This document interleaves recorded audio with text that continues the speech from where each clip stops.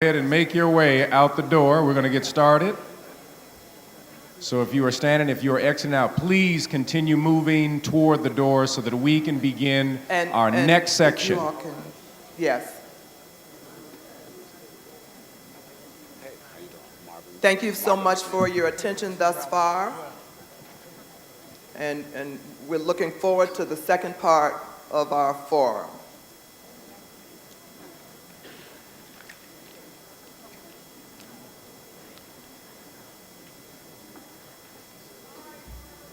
Let me remind you again about the house rules. I'm hoping, show me your cards. Everybody got one? If you don't have one, please raise your hands. I'll give you this one. Please raise your hand if you don't have our house rules and protocol. And someone from, I'm not sure if we have any additional, and we don't. So I'm going to read from mine in regards to our house rules for our forum. This is not a debate or rally. Please be mindful. No persons are allowed in or around the pulpit at any time. All outside media should have stopped at our desk at our welcome center and should have a media badge. No personal photography, video, or audio during the event, but we certainly want you to use social media, #TUCC Forum.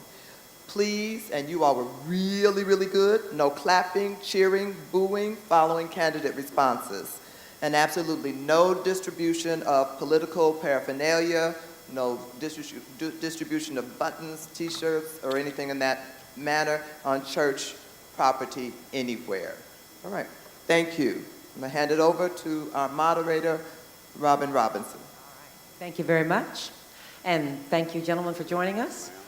We had a little fun with the first two speakers this morning, but now that we all know our answers to those little questions of our daily trivia, we are going to give you an opportunity for an opening statement. But before that, just to get to know you a little bit better, and we'll start with you, Mr. McNeil. Okay. What would your best friend say about you? Wow. If it can be shared in the sanctuary. He's tough. Okay, he's tough. All right. Alderman Brookins, what would your best friend say? He would say I'm a loyal friend. You're a loyal friend. All right. See, that gives us some insight. Those best friends and your hairdresser know for sure. So we're going to give each of you an opportunity to give a brief opening statement, kind of your vision and the reason that you think you're the one to achieve that vision and why it's needed for the 21st Ward. And we started with you, Mr. McNeil, so we'll start on this question with Mr. Brookins. Thank you. 1 minute. So 16 years ago, I ran for Alderman to make a difference in the community. One of the things that was happening was that people who were my contemporaries were starting to lead a community where I call home.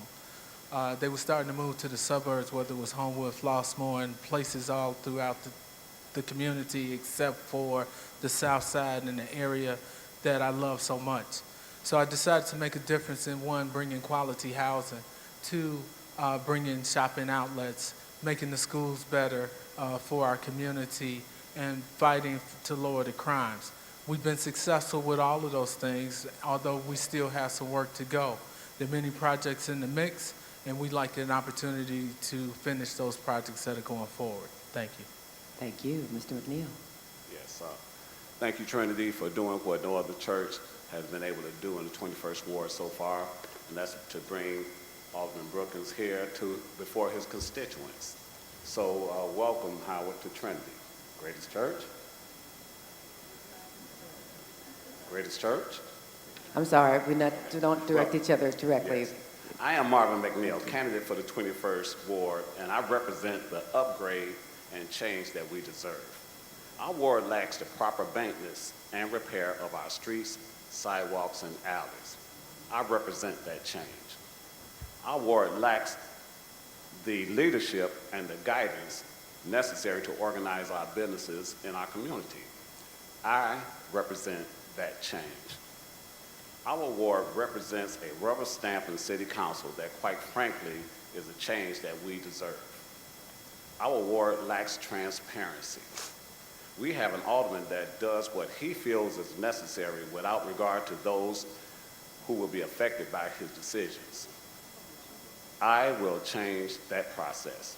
I am Marvin McNeil, and I will prove to you that I represent the voice you need and the voice that you deserve. Mr. McNeil, thank you very much.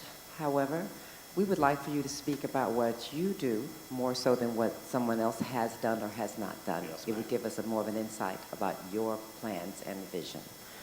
So is that going to be okay for you? Yes, absolutely. Okay, thank you very much. Number one issue, challenge in your mind that faces the 21st Ward. We'll start with you, Marvin. Me? Yes. Crime. Definitely crime. People are leaving our community because they're scared. I have, my plan is I want to bring before the City Council the opportunity, I want our City Council to hire private investigators, licensed private investigators to help solve some of these murders and some of these gun crimes. Because when people find out they're being caught, they'll stop. Okay. Just like they were saying, 17% of conviction rate, it's ridiculous. Right now, you have people that will be rather shoot someone than steal something out of Walmart. Okay. So your plan is to hire private investigators. All right. Anything else Yes. you'd like to add? You have a few more seconds, I think. No? All right. Mr. Brookins? Thank you. I believe that crime is a significant issue, and I believe that the greatest deterrent to crime is having a job, which is why we fought to get thousands of jobs in the 21st Ward, and we continue to fight to get more jobs here. When you have a job, you have a sense of belonging, a sense of community. If you're at work, you're not sticking somebody up. We got to continue to bring more jobs and opportunities to the people who live within our community from all walks of life, whether they're ex-offenders or whether they're the straight-A student who just graduated from high school. That is the most significant challenge in our community, despite the fact that unemployment has constantly gone down. With respect to African Americans, it is still double the national average. Thank you. All right, thank you. In terms of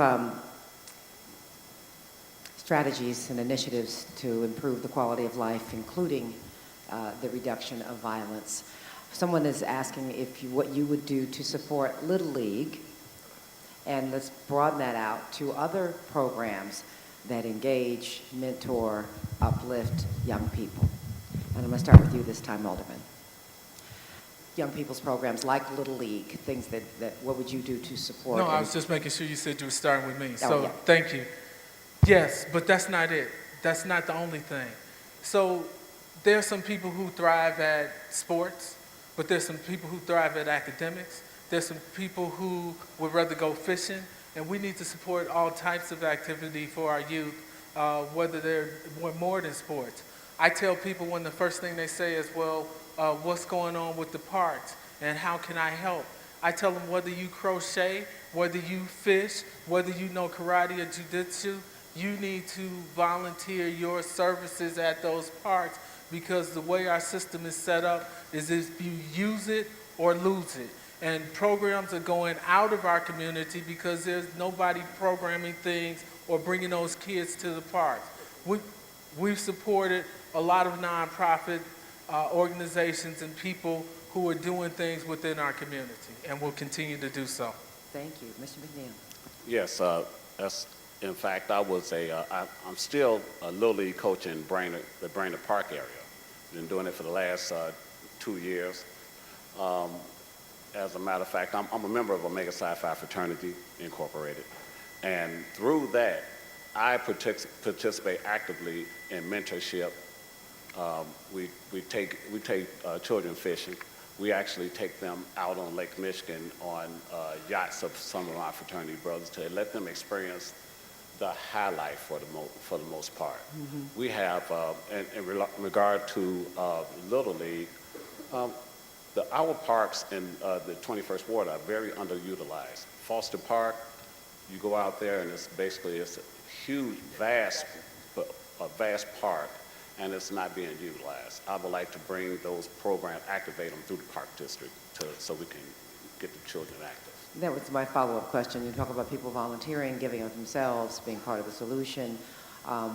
In terms of what the city, through your office, would or should, is or is not providing to the extent that is needed. And I'm going to start with you, Mr. McNeil, if you have looked into this and have any ideas. Yes, the problem with the park district should be totally free. We're talking about combating violence and bringing children around. The children do not use the parks because they can't afford to pay them. For the most part, these children, the parents of these children go out and play. So what are you going to do? Go out and play, but you can't come in here unless you pay. We should at least have the park district in disenfranchised in high-risk areas free of charge. That's the minimum we can do. Now, if the grown folks, they want to play badminton or go swimming, charge them a fee. But the children should not be assessed a fee because they said, well, tell your parents. The parents going to tell them to get back outside. And there we have the children on the corner again. Alderman? Can you repeat the question, though? The question was, you talked about the need to have more programmatic solutions for young people in your ward. People to volunteer to do programming at the parks, for instance, and I was asking through the city, through your office, or the park district through your office, is there something that you plan to do or needs to be done or is being done that brings some official support to those types of things? So one, we do encourage people to go to the parks. We do encourage people to program things in the parks. We make sure that there's no limitation with respect to being a barrier to access with respect to money. So if somebody says that they want to program something and they're willing to volunteer their time and bring kids there, we've been able to go for it, talk with people at the park district in order to get those fees waived or raise monies to help those people out so that is not a barrier to entry. There are also other nonprofits throughout the community that have things for free, whether it's been the Power Club or places like the Boys and Girls Club that was at Pastor Bishop Roberts' church, etc. So there are things out there, and if you want to know where those things are, we have the resources to guide to tell you where they are. Okay. Businesses in the 24th Ward, according to this questioner, says are often unkempt, unclean, and allow unsavory behavior. How will you undo this? I'm going to start with the Alderman. So, one, as a community, I'm encouraging everybody to take part in their own community. When we moved here in 1970, every liquor store was owned by an African American. That has since changed. We have to be able to invest in our community and not look forward to somebody else to come in and save us from us. But what we can do is to also boycott those businesses that don't clean up.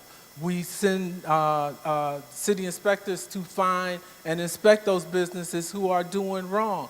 But peer pressure and not going to those businesses will stop that behavior, has stopped it in the past, and we'll continue to stay on that as we try and attract better quality businesses within the community. Mr. McNeil. Yes, on a formal level, I recommend that we have and I plan on creating a Chamber of Commerce when I become Alderman. When you have some regulatory body there, especially with this huge shopping mall that we have on the 87th Street corridor, it's filthy. Trash is over there. It's a dump site for contractors that between Home Depot and the Studio Grill. You know what? If you're taking your children to go to the show and you're looking at all that trash over there, it makes you go someplace else. We need a body to regulate that. A maintenance crew contracted by a Chamber of Commerce will solve that. A security force contracted by a Chamber of Commerce will stop illegal auto repair shops and behind AutoZone and other places and all the other things that happens. All right, thank you very much. You both said we need to attract more and positive and Black-owned businesses. How, specifically, you've talked about creating a Chamber of Commerce. how else specifically, and that's you, Mr. McNeil, how specifically would you or have you attracted businesses to the ward, starting with Mr. McNeil? Yes. One thing we need to, the city council, Chicago has a way of creating money for us and then make it so it's so outreach we can't use it, and then the city grabs it back and sends it out to the north side, vis-a-vis the TIF funds, the Neighborhood Opportunity Fund. Same thing. Neighborhood Opportunity Fund is a classic example of a program designed for impoverished neighborhoods in different zones in the city, and the people can't access it. I think we got one project in the 21st Ward. You have to come up with a third of the money. If it's going to be a grant, make it a grant. If you're going to give me a grant for something to revitalize my shopping strip, give me the money. If I had a grant for my college education, if it was a third of tuition, I wouldn't have went. We need to do something that's going to change the laws to make it benefit us so we can revitalize our community.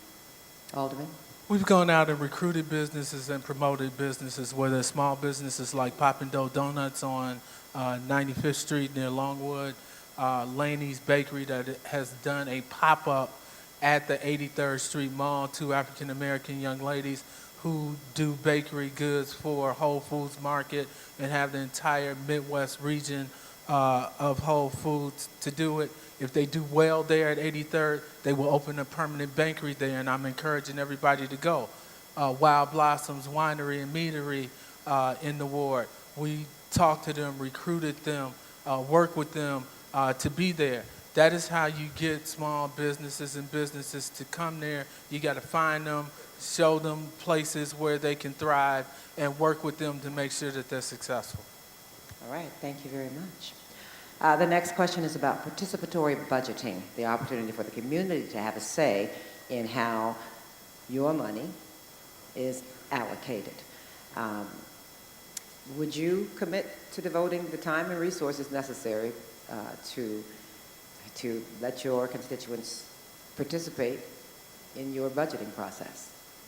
And I'll start with the Alderman. So I don't believe in participatory budgeting as it has been outlined by Alderman Moore and Alderman Marina, et cetera. And the reasoning behind that is that I'm sorry, I might not have caught the first word. Did you say I don't believe in? I don't believe in Okay. participatory budgeting, where you have a plebiscite and people come in and vote on what projects get done. Because most of the time they pick the projects that are more artsy and look well, as opposed to doing the hard stuff of repairing the streets that may be in a less populated area or where the residents are less involved with respect to the community.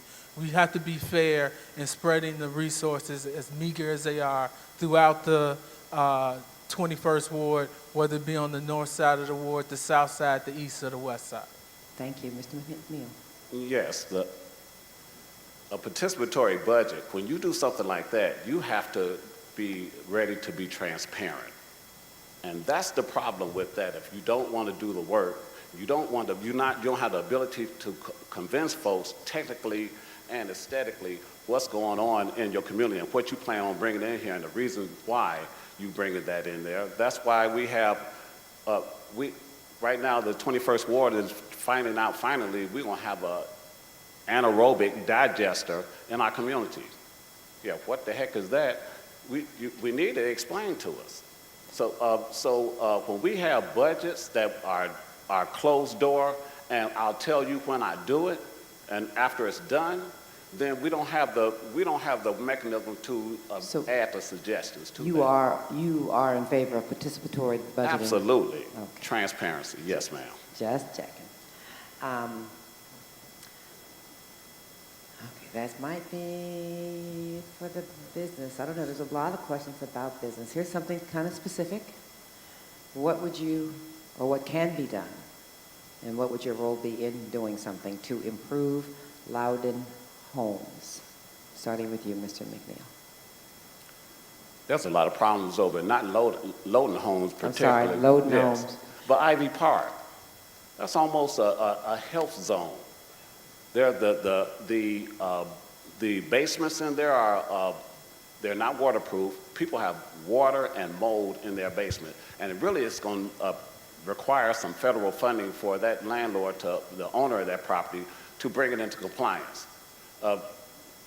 It's not just that, but it's just the recreational facilities. The children have no real structured plans. The Alderman's office can help in that. But the main thing, and it's not so much loading homes, they're pretty, the CHA is under that jurisdiction, but the bigger problem, which is Ivy Park, is a bad situation. Everything from the parking lots to the water and the mold that's in that area, in those property structures. Alderman? So I assume that the question is that it is specifically towards Loudon Homes and not towards Ivy Park, which was formerly known as Princeton Park. But Loudon Homes is a CHA development, was recently remodeled from top to bottom within the past 5 years. I am not sure specifically what they are referring to that needs to be addressed. With respect to meeting with them and going out there, as that is concerned, we have no problem in doing that to figure out what issue specifically they have with respect to CHA property. Okay. In terms of addressing the question here was about improving it. And can somebody help me? Loudon? Okay. Loudon it is. Your position on term limits for the mayor, and why? And we'll start with you, Alderman.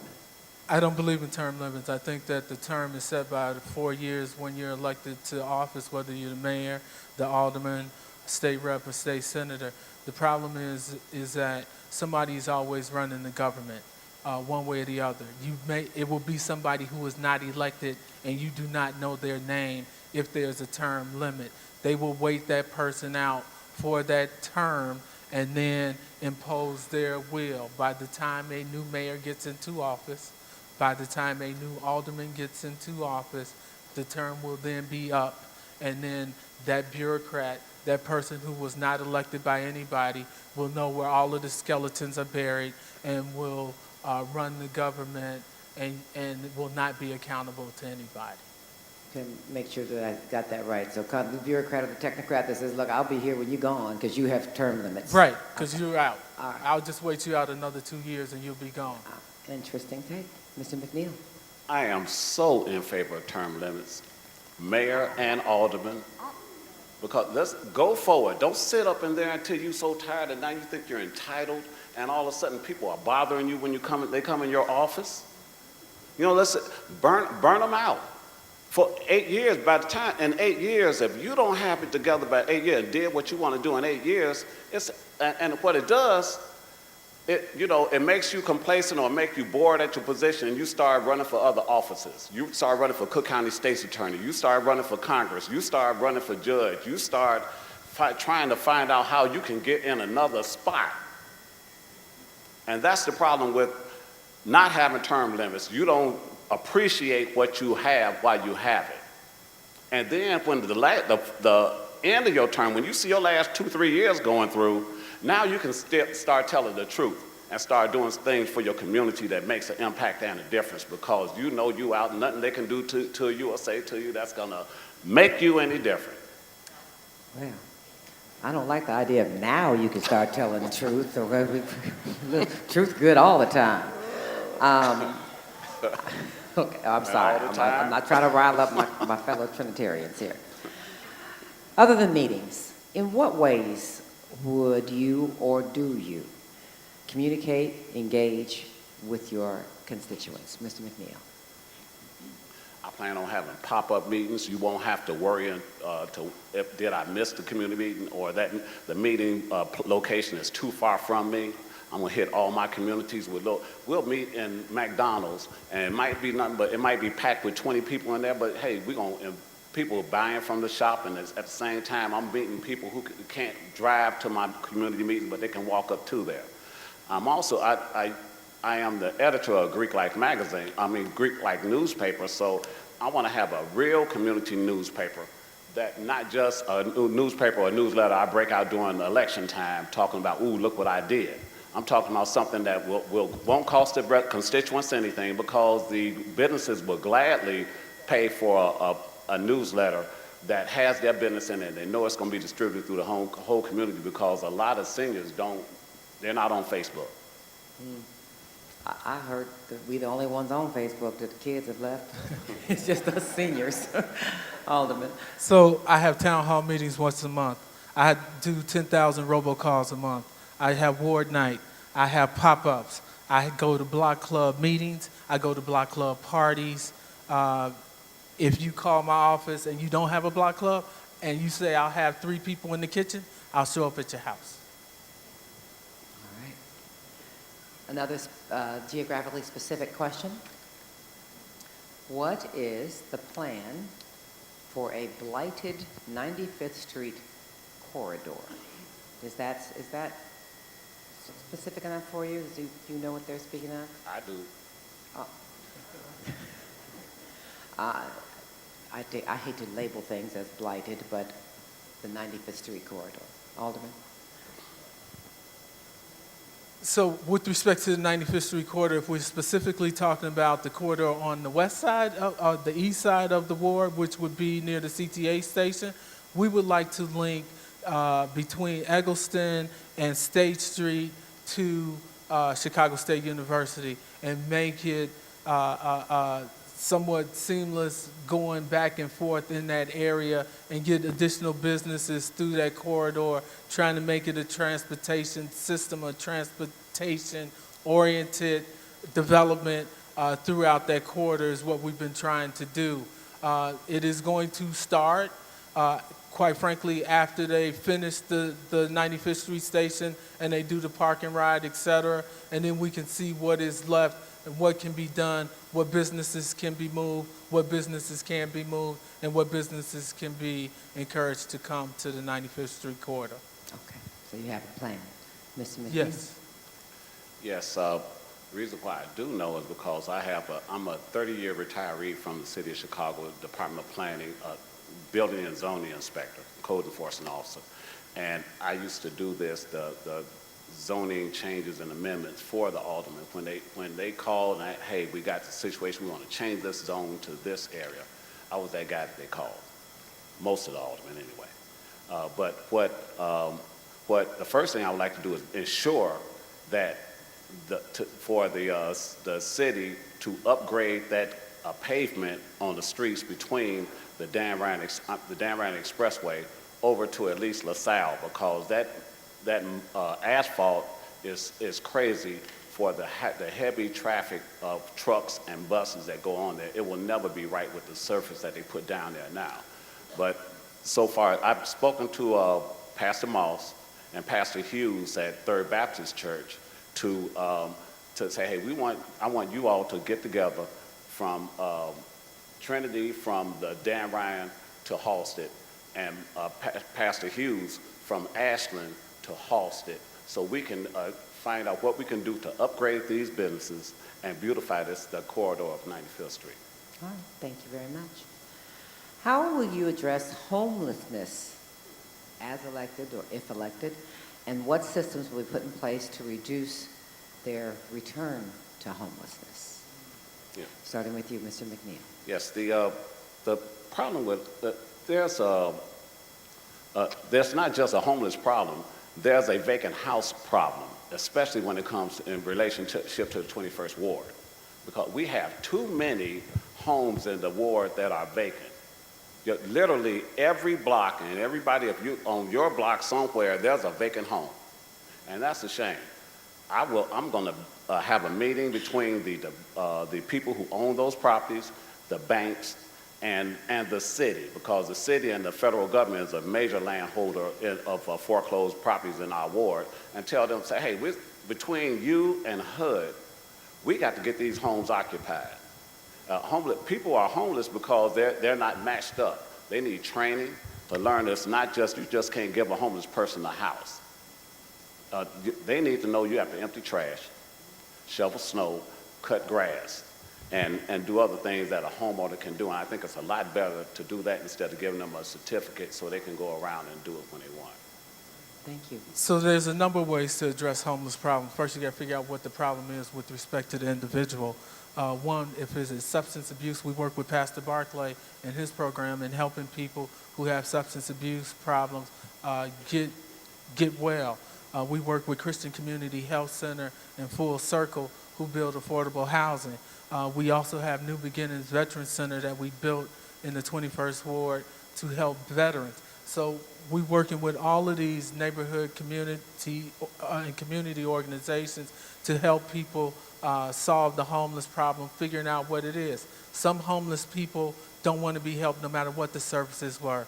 There were two sisters who used to live in a little tent city at 87th and the Dan Ryan who refused to move no matter what services were offered to them.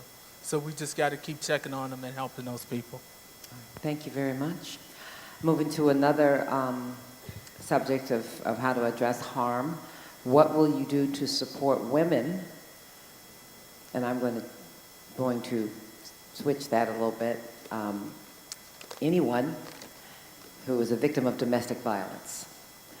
And do you have dollars in mind or earmarked for domestic violence prevention programs? Starting with you, Alderman. So one, through the City of Chicago Youth and Family Services, there are programs to help women specifically. There's child advocacy centers that we've sent people to. There are places like Christian Community Health Center also that help women with respect to problems they may have, getting placement, housing, etc. Our office has been a full resource center for all problems that communities and people have, whether it is removing snakes out of your backyard, possums in the attic, etc. So yes, there are programs out there. Our office is helping with those individuals, taking an individual basis, depending on exactly what they need, and working with them to get them the services that they deserve. Mr. McNeil. Well, first of all, raised by my mom, single parent from the age since I was 13 when my father passed, all the way up to 5 sisters, 2 daughters, and a array of nieces and nephews. A couple of my nieces over there sitting back and supporting me to this day. I will be very supportive of any kind of initiatives on domestic violence, and male or female, but in particularly the female, where we know they suffer the most and they carry the biggest burden, especially when it comes to that and have to deal with their children that they probably have. So I will be working with state agencies in regard to providing those services and the outreach necessary. Okay. And staying with that subject, kind of globally, as the city addresses homelessness as well as domestic violence, both issues speak to shelter, whether it's temporary emergency, long-term, supported.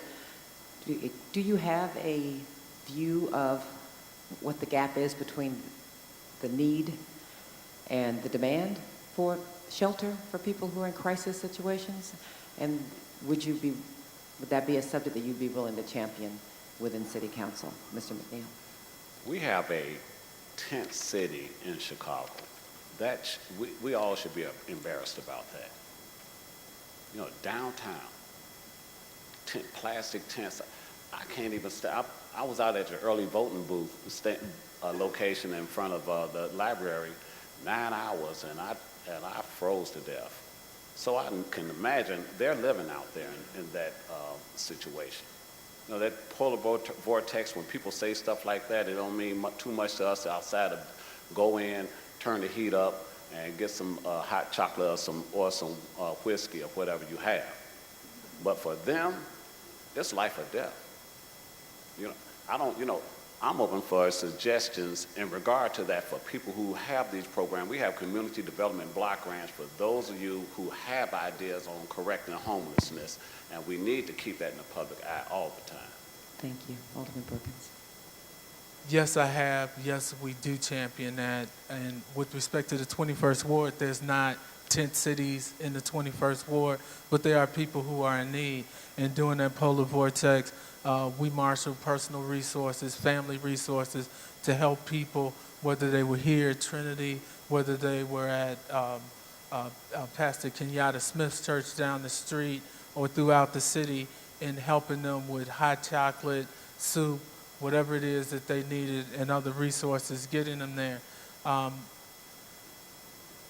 We have to keep a list of services available for people. I've had friends who found themselves in need of emergency temporary housing when they got kicked out by a parent. And we have been able to get them shelter and in a safe place right away. Yes, we do need more of those, and we need to continue to fund those through the city of Chicago. All right, thank you. We had some discussion earlier with our mayoral candidates about aldermanic, and do I have it right? Is it privilege or prerogative? They say it's prerogative. They say it's prerogative. Okay, that sounds better, right? Aldermanic prerogative. Could you give me your stance on that? Do you think that it is something that should remain? Alderman? I think it's something that doesn't exist. I think it is something that doesn't exist for this reason. One, yes, my colleagues will defer to me when it comes to certain businesses in our community. But that doesn't mean that they're going to do it each and every time. And as you can imagine, when residents come to me and they say, Alderman, we don't want this here, I can't go back to the community and say, well, 49 other aldermen voted against me, and they put it here against your wishes and against my wishes. But I will tell you also that when it came to Walmart, I wanted Walmart. Some of my colleagues didn't. They blocked Walmart for 8 years. The prerogative does not work each and every time. It is a courtesy when it is not a big issue that does not affect the entire city of Chicago. Okay. Mr. McNeil. It exists. Let's not fool ourselves. It exists. And it should be revised. Small, localized issues where and I say small when it's not a citywide effect, then sure, the alderman should have some say-so on it. And I've just professionally just witnessed it by me having to come out when alderman asked to try to apply for exception or a variance or all the way up to a zoning change for something like that. But the alderman needs to be transparent, and he needs to let people know about these things. Like I said, we're getting the 21st Ward is in the process of constructing a sewage treatment plant in our facility, and we need to be aware of what's getting ready to go on and the effects of that. Thank you very much. Excuse me. There's been mention a few times about streets and sidewalks and roads. And people are asking specifics about what would you do? What are the plans to improve the streets in the 21st Ward? And they want to know the timeline. Mr. McNeil, it's your turn to be first. You know, somebody fed you that question. Was it you? I would have. I'm going to have a demand on the city of Chicago to repair or replace every sidewalk, every street, every alley, every curb on the south and west sides of Chicago. You know, people, I've been told for a young lady in this place right here say, you're over-promising. No, I'm not, I'm demanding. I might be over-demanding, but I am demanding. And where's the money coming from? Our alderman just approved a $900 million TIF for a neighborhood that don't need it and will build that project anyway if they didn't get it. $900 million, we could repair or replace every sidewalk, street, alley, curb, and sidewalk in the city of Chicago and have another $500 million left over for the Board of Education for school funding. Thank you. Alderman Brookins. I know you said this is not a debate, No, that's right. but there's not a sewer treatment facility being built in the 21st Ward. $900 million is not enough to fix every street, sidewalk, curb, alley, speed hump new lights that the citizens want and have demanded in the 21st Ward in 1 year, period. It is not enough money. So yes, we need a capital plan. And every elected official understands we need a capital plan. We need money from our federal government to fix the WPA streets that are around here, especially around Trinity. Those are those streets that do not have curbs. We need a capital plan from Springfield that J.B. Pritzker has said that he is willing to do so that we can start fixing this infrastructure in a timely fashion.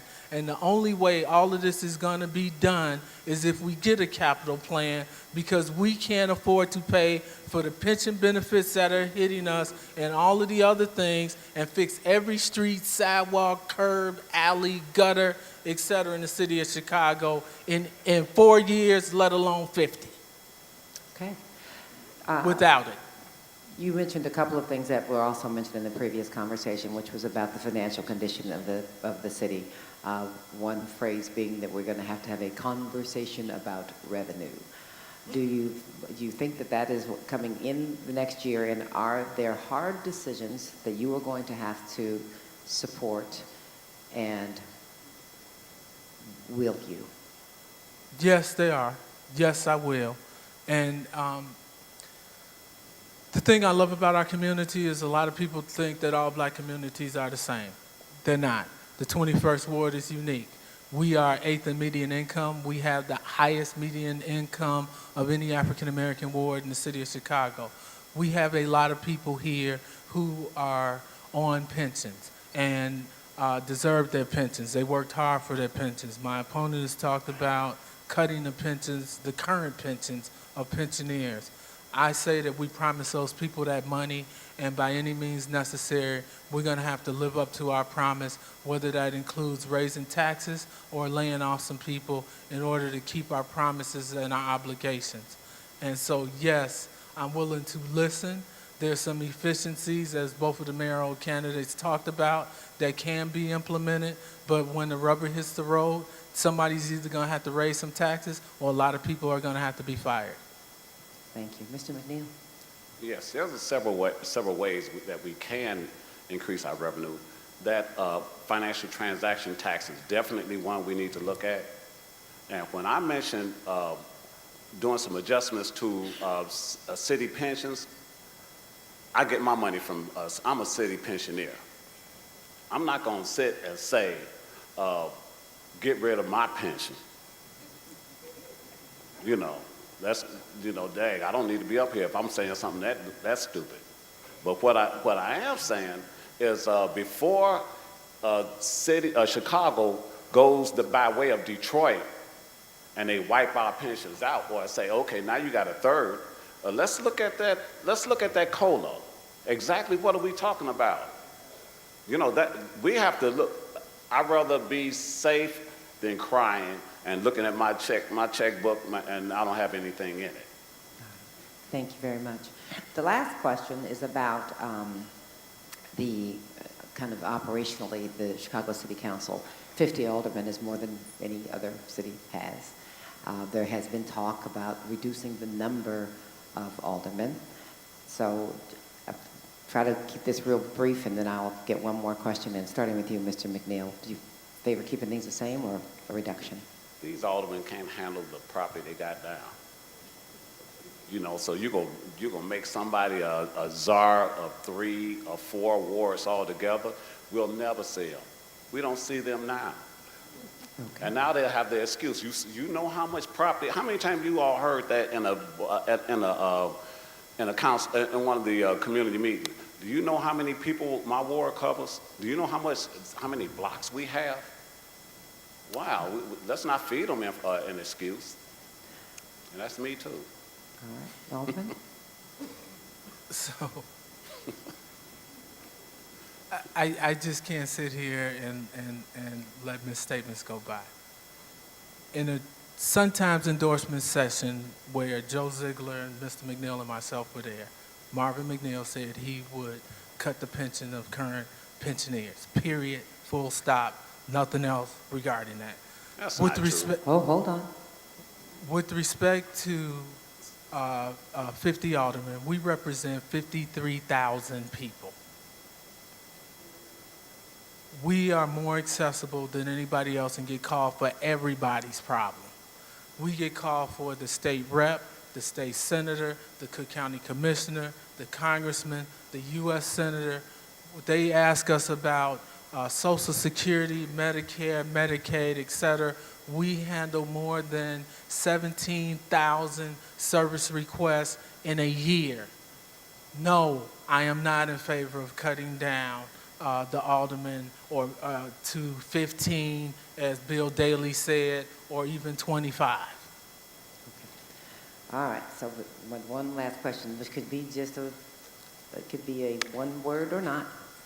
As Bernie Mac used to say, who you with? Tony or Lori? So, if you are supporting anyone, and I know that you're on the record. You said no? You know, but somewhere on the record. Okay, Javada, you are no fun at all. Say it anyway. All right, well, we'll ask you later in the hallway. Closing statements. You gentlemen, thank you so much. I know I know that sometimes contested races can create conflict and discomfort, and you've been wonderful and gracious and given good, direct answers, and we appreciate you taking the time today.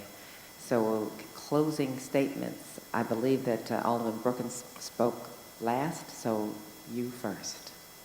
Me first? Yes, sir. Thank you. Thank you for having me. I appreciate it. So 16 years ago, I asked if you vote for me, if you punch for me, I would fight for you, and I would be your advocate.